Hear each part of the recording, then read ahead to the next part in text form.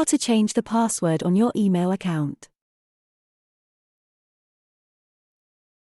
Log into your cPanel account and you will see this page.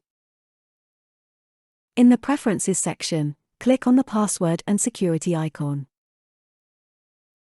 Under Change Password, enter your old password. Now, enter and confirm the new password in the appropriate text boxes.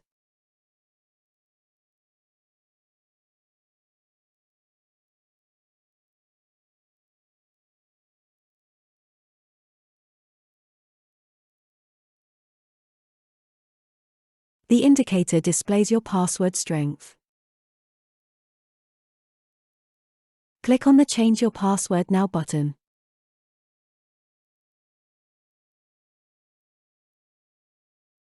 That's it, you have successfully changed the password of your email account.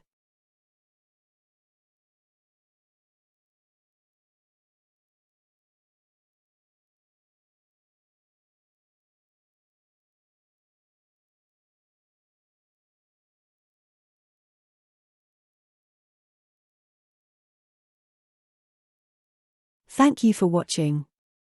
Please contact us if you need any further support.